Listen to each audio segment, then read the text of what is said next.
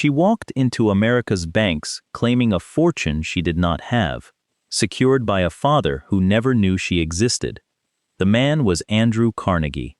In 1903, he was the richest human being on the planet, the Steel King who had sold his empire for nearly $500 million and gone looking for ways to give it away. He had built libraries in 1,000 towns. His name was carved over the doors of concert halls and colleges, and in the parlors of Cleveland, Ohio, a soft-spoken woman, in heavy diamonds, was whispering that this man, the great philanthropist, had a secret, that he had a daughter no one knew about, that the daughter was her, and she never said it loudly. That was the genius of it.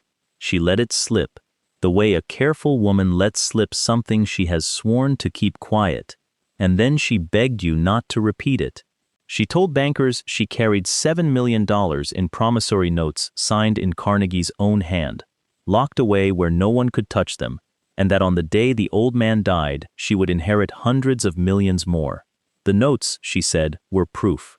The proof, she said, was real. And for 3 years, some of the shrewdest financiers in the state of Ohio believed her and handed her sum after sum after sum until one of them finally asked for his money back.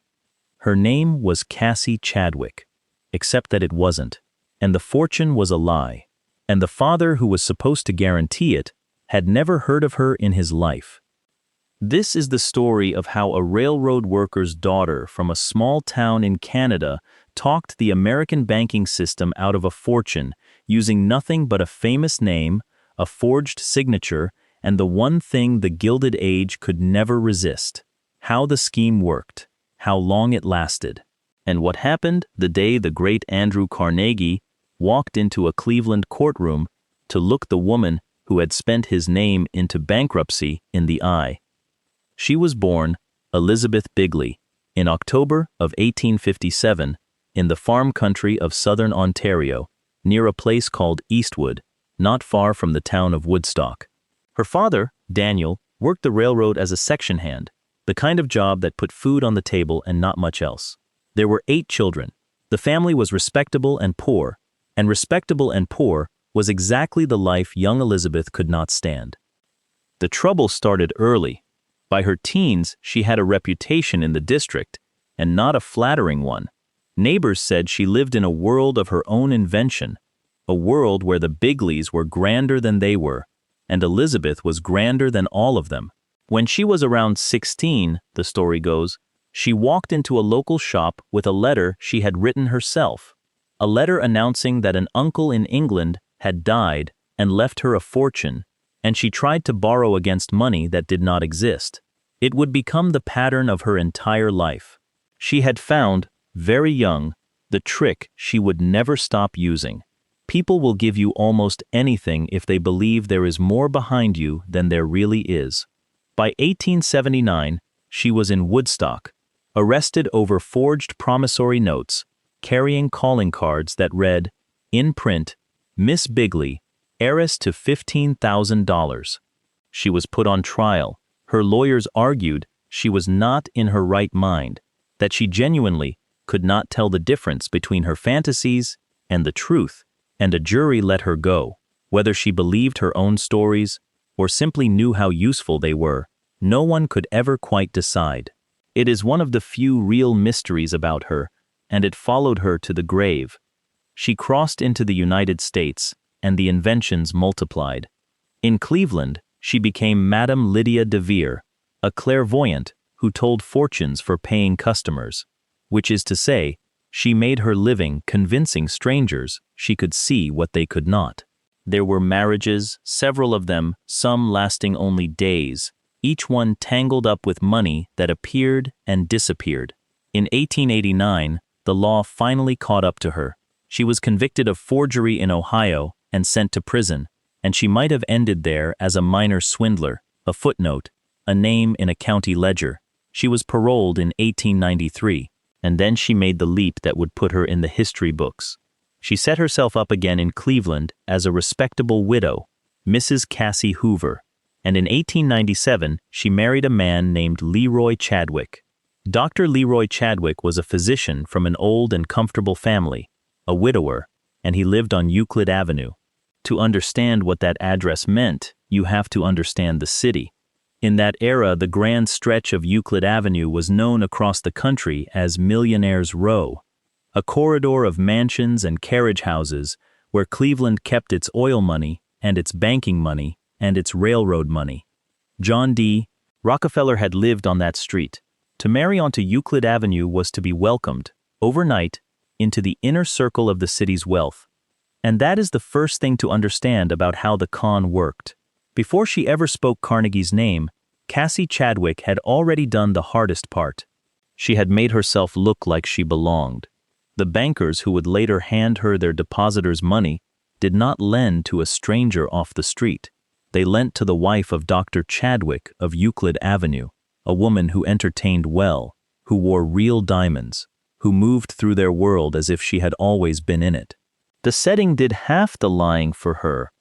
To see how the rest of the lie could stand, you have to understand the banking world she was working in, because it was a world built almost perfectly for a woman like her.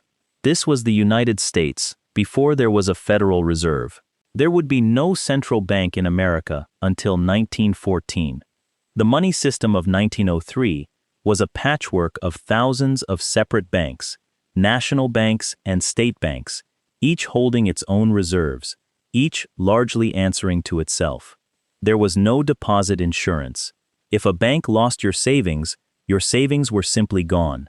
And bank failures were not rare events that shocked the nation. They were a regular feature of American life.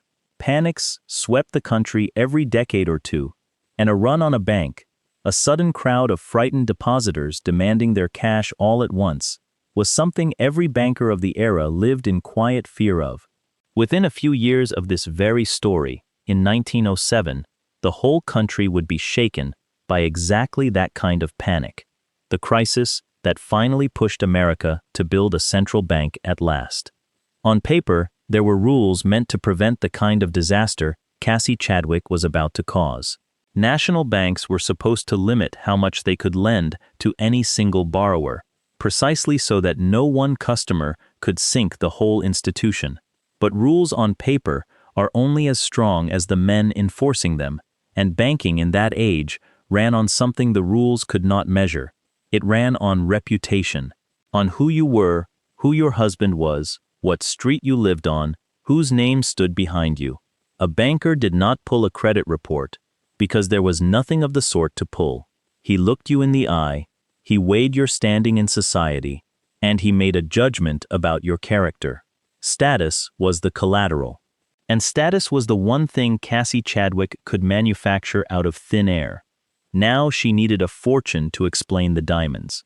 And here she made a decision that separated her from every petty forger who ever floated a bad note. She did not invent a modest inheritance. She reached for the single biggest name in American money. The standard account of how it began goes like this. Sometime around 1902, on a trip to New York City, Cassie arranged to cross paths with a Cleveland lawyer named James Dillon at one of the better Manhattan hotels. It looked like chance. It was not. She asked Dillon, as a favor, to share a carriage and drop her at a house uptown on Fifth Avenue, where she said she had business. The house was the Carnegie mansion. She went to the door and was let inside, and Dillon waited in the carriage on the street, watching the most famous front door in America swallow the woman he was escorting. What he could not see was that inside, Cassie was not meeting Andrew Carnegie at all. By most tellings, she spoke with a member of the household staff about something trivial, references for a servant, a matter of nothing, and stretched the conversation out as long as she decently could. Then she came back down the steps and into the carriage, and as it pulled away she let something fall, a piece of paper. Dillon picked it up to hand it back to her, and saw, or thought he saw, a promissory note for a staggering sum, signed Andrew Carnegie. She was mortified. She begged him to forget he had seen it, and then, because he had seen it, she told him the secret she had supposedly spent her life hiding. She was Carnegie's child, born outside his marriage, and the old man, guilty and unwilling to acknowledge her in public, had quietly settled a fortune on her to make it right. Millions in signed notes, a vast inheritance waiting, all of it secret, all of it shameful, all of it absolutely not to be spoken of. She had just handed James Dillon the most valuable thing in the world, a confidence. And a confidence by its nature gets repeated. This is the part of the story that people get wrong when they imagine a con. They picture the con artist doing the talking. Cassie Chadwick understood something better. She let other people do it for her. Dillon was a respectable man with respectable friends, and a secret that good does not stay still. The whisper began to move through Cleveland on its own, carried by men who thought they were being discreet. Have you heard about Mrs. Chadwick? They say her father is Carnegie. They say there are millions. By the time it reached the bankers, it did not sound like a swindle. It sounded like inside information, the kind of thing a clever man profits from precisely because he is not supposed to know it. Greed and discretion are usually enemies. Cassie Chadwick had found a way to make them work together. The very secrecy that should have raised suspicion was what made the lie safe. A man who has been told something in strict confidence does not go check it. To check it would be to betray the confidence, and besides, if it were not true, why would it be a secret at all?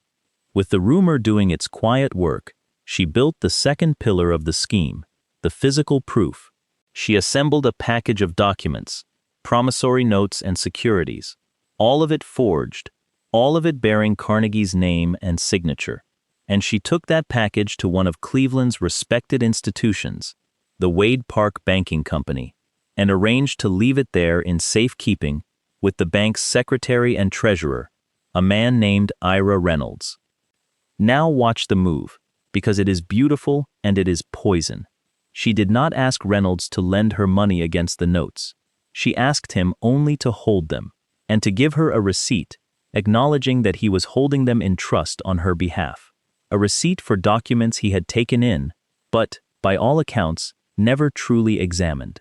That receipt, signed by an officer of a real bank, was a piece of paper that said, in effect, this bank is holding several $1 million in securities for Mrs. Chadwick.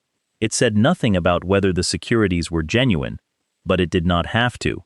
It had a banker's signature on it, and it referred to Carnegie's, and that was enough. She now had something far stronger than the forged notes themselves. She had a legitimate institution's acknowledgement that the forged notes existed and were in its care. When she walked into another bank seeking a loan, she did not wave around suspicious documents signed by a billionaire. She presented a clean, ordinary trust receipt from the Wade Park Banking Company, and she let the borrower's own imagination supply the rest.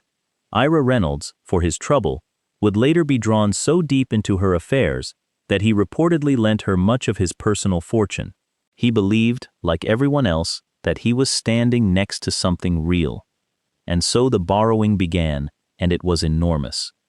She went from bank to bank, from financier to financier, across Ohio and beyond, and the same spell worked every time.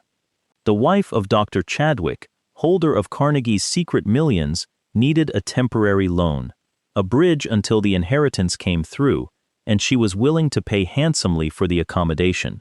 That last detail mattered more than almost anything. She offered interest rates that should have been a warning, and instead were a lure. She paid rates well above what an honest borrower would ever accept, sometimes far above, and to a banker that looked not like desperation but like generosity.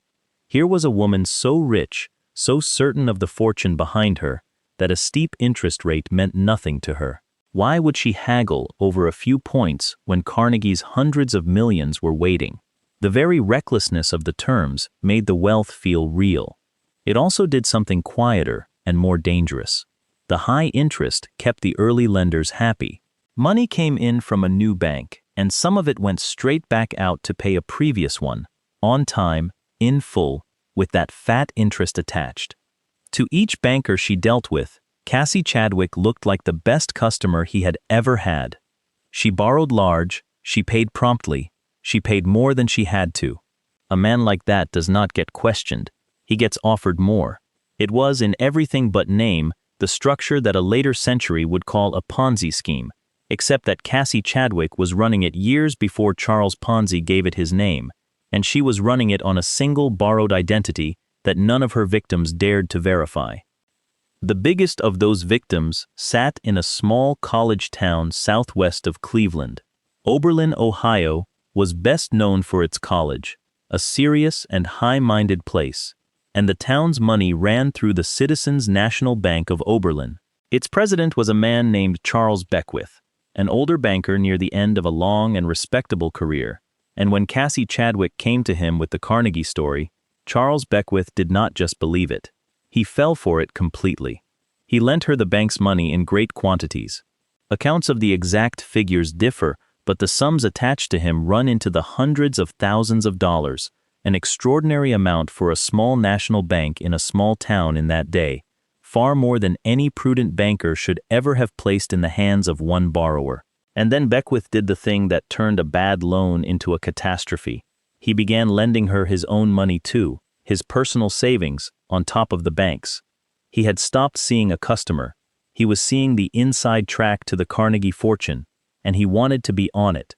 He reportedly came to consider her the salvation of his institution, the great account that would make his bank's name. He had bet the bank, and a good part of his own life, on a woman who did not exist. There is a detail here that says everything about how far the spell had spread. By the end, bankers were not reluctantly agreeing to lend to Cassie Chadwick. They were competing to. Word that you held a piece of the Carnegie heiress's business was a thing to be proud of, a sign that you were trusted, that you were on the inside. Beckwith had blown straight past the legal limits a national bank was supposed to observe on lending to a single person, and he had done it gladly, because the rule was written for ordinary borrowers, and this, surely, was no ordinary borrower. The protections the system had built to stop exactly this kind of ruin did not fail because they were weak. They failed because the men sworn to enforce them did not want to. They wanted in. For a while, the whole impossible machine kept running. Money flowed in from Pittsburgh, from Boston, from Ohio, secured by nothing, repaid with more of the same, and Cassie Chadwick spent it the way she had always wanted to spend money. She filled her Euclid Avenue home with the loudest luxury the age could provide. Diamonds by the handful, gowns by the dozens, more than her closets could hold, a pipe organ of gold, carriages, jewels, gifts scattered on friends and strangers, with a generosity that only deepened the legend, because surely a woman who gave money away so freely had oceans of it behind her. She was, for a season, one of the most talked about women in Cleveland, the mysterious Mrs. Chadwick, and the city flattered itself that it had a Carnegie living quietly on Millionaire's Row. But a scheme built entirely on borrowing has one fatal property: it can never stop. Every loan she took came due, and the only way to pay an old loan was to take a new and larger one, which in turn came due, larger and sooner. The numbers do not forgive. To keep the machine alive, she had to find more lenders, faster, for bigger sums, on terms more extravagant, and the more she borrowed, the more exposed she became to the single thing that could destroy her. Not suspicion, not investigation.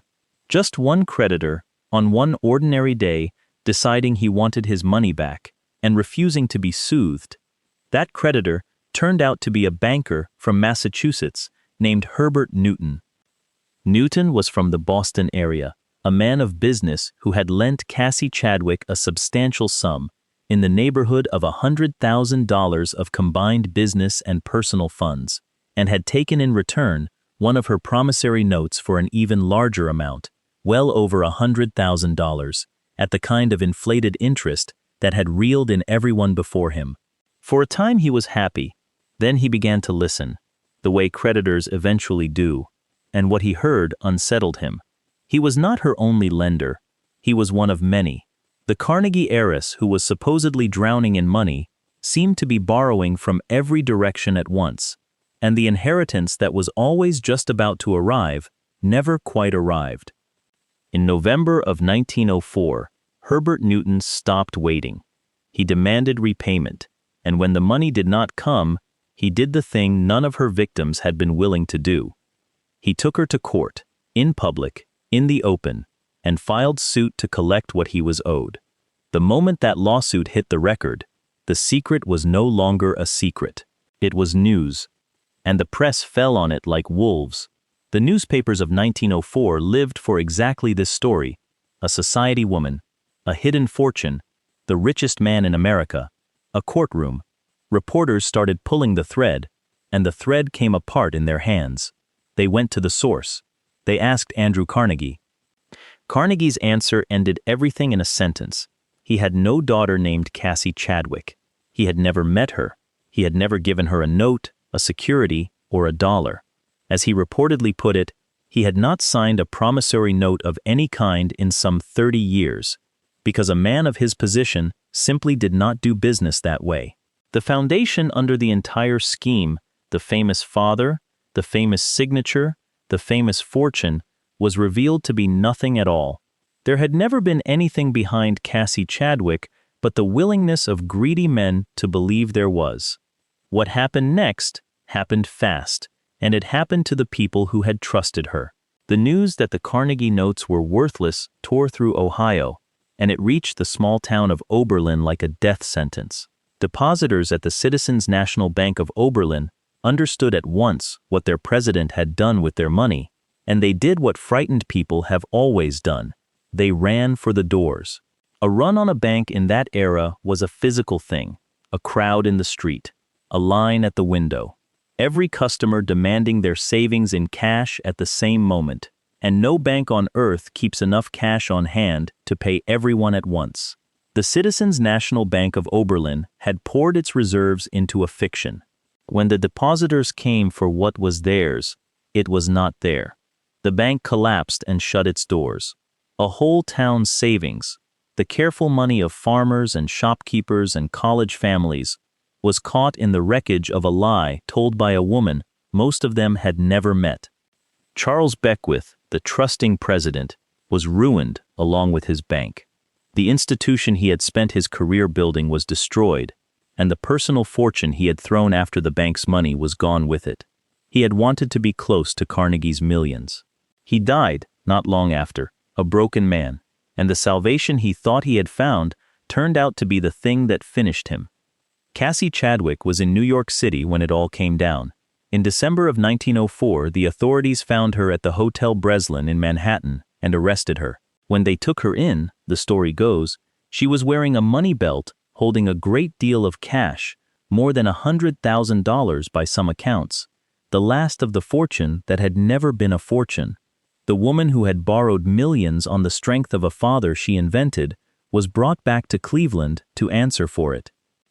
Her trial opened in the early months of 1905, and the country could not get enough of it. The mysterious Mrs. Chadwick, the queen of finance, the Carnegie heiress, was now in the dock, and the public packed the room to watch her fall. The charges centered on conspiracy against the government, and conspiracy to wreck the Citizens National Bank of Oberlin, the bank her scheme had killed. And then the door of the courtroom opened, and the man whose name she had stolen walked in. Andrew Carnegie came to Cleveland and attended the trial of the woman who had spent 3 years pretending to be his daughter. Think about what that meant to the people in that room. The richest man in the world, the actual Carnegie, in the flesh, taking a seat to watch the impostor be judged. He looked at the forged notes that had passed for his, the documents that had emptied a bank and ruined Charles Beckwith and fooled half the financiers in Ohio. And by the accounts that come down to us, he was almost amused by how bad they were. The spelling was wrong. The punctuation was wrong. To his eye, the forgeries were clumsy, the kind of thing he could hardly believe anyone had taken seriously. If the men who lent her money had ever looked closely, he suggested, they would have seen at once that no man like him had drawn up such a thing. But they had not looked closely. They had not wanted to. That was the whole secret of the con. The greed that made them lend was the same greed that kept them from examining what they were lending against. On the 10th of March, 1905, Cassie Chadwick was convicted. She was fined $70,000, and she was sentenced to prison. The exact length of the sentence is reported differently in different sources, some saying 10 years, some saying as many as 14, but the meaning was the same. The woman who had lived in mansions on borrowed money was going to spend what was left of her life behind bars. She was sent to the Ohio Penitentiary in Columbus. Even there, the legend would not quite die. By some accounts, she arrived with her trunks, still playing the grand lady, still hinting that there was money hidden somewhere that would set everything right. There was no money. There never had been, not really. Only the endless river of other people's money flowing in one door and out the other, and now even that had stopped. Her health, never strong toward the end, gave way inside the prison walls. By the autumn of 1907, she was failing badly. She died in the Ohio Penitentiary on the 10th of October, 1907. It was her birthday. The girl born Elizabeth Bigley 50 years earlier in a railroad worker's house in Canada died in a prison hospital, a convicted swindler. Her great fortune revealed for what it had always been, a story she told so well that powerful men paid to believe it. Now, how much did she actually take? That number has never been settled, and it is worth being honest about why. The figure cited most often runs to several $100,000, around $630,000, an immense sum for the time, worth many millions in today's money. But some accounts put her total reach far higher, well past $1 million, perhaps closer to $2 million. The truth is that no one will ever know exactly, and the reason is itself a comment on the whole affair. Many of her victims never came forward. A banker who had handed his depositors money, or his own savings, to a woman pretending to be Carnegie's daughter was not eager to stand up in public and say so. The shame did her accounting for her. The full bill of what Cassie Chadwick cost the people who trusted her is buried with the men who were too embarrassed to add it up. So what was she, in the end? Not a forger with a clever pen, though she was that. Not a fortune teller with a hypnotic stare, though she was that too. Cassie Chadwick was a student of human weakness, and the weakness she studied was not gullibility, it was greed. She understood that the men with the most money are not the hardest to fool. They are sometimes the easiest, because they are the ones most eager to believe that more money is just sitting there, waiting, secret, available to anyone clever enough to get in on it before the crowd. She never had to chase her victims. She let them chase the fortune, and the fortune was bait, and there was nothing on the hook at all. That is why this story did not stay in 1907. The face changes, and the famous name changes, but the machine is always the same. There is a guaranteed return that no one else has discovered yet. There is an insider who will let you in as a special favor, on the strict condition that you not ask too many questions. There is a paper that looks official, signed by someone respectable, that you take as proof because checking it would be rude, or slow, or might spoil the deal. Every great financial fraud since has run on the same fuel Cassie Chadwick used, the simple human refusal to look too hard at money you very much want to be real. She built her whole empire out of a name she had no right to and a signature that was not his, and the only thing that ever held it up was other people's wish to believe.